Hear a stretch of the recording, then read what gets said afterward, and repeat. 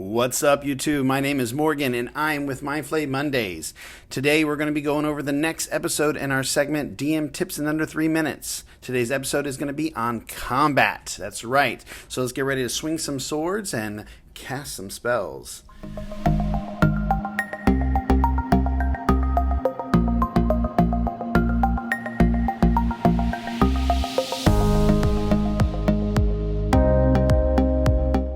Dungeons & Dragons is a game where you, as a DM, have to find constant balance for your players between role-playing and battle. You have some players that just love the stories. They love seeing what their characters can do next. While some players just want to go and hack and slash and destroy every monster and creature that you put in front of them.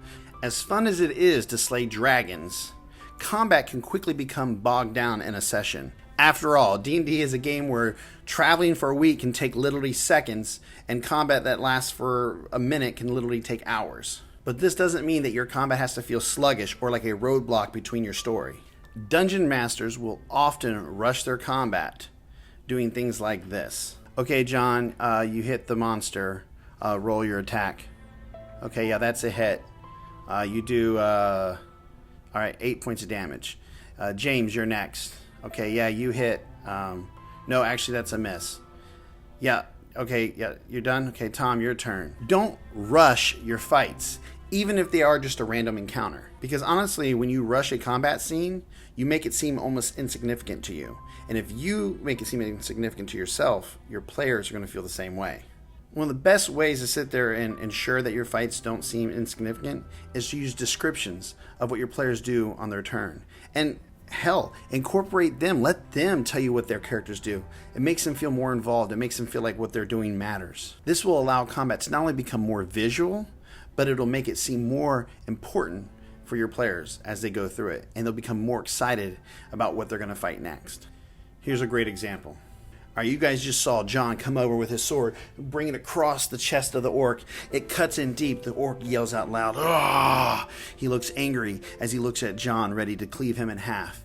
James, it's your turn. Constantly doing things like that truly changes the atmosphere at the table when your players are in combat, and they will love it and thank you for it later. Another thing to watch out for is turn delay.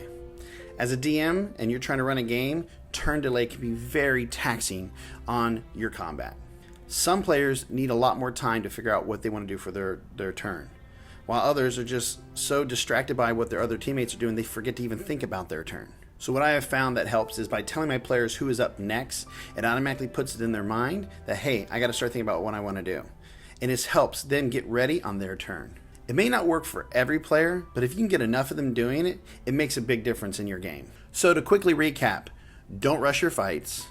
Include short narratives on each of your players' turns, and do your best to avoid turn delay. This pretty much covers my tips on combat. I hope it was helpful. I really appreciate you guys watching. Make sure you subscribe to us on YouTube so you can see more of these videos in the future. You can also follow us on Twitter at MindflayedMun, or you can follow us on Facebook or Instagram as well, just Mindflayed Mondays.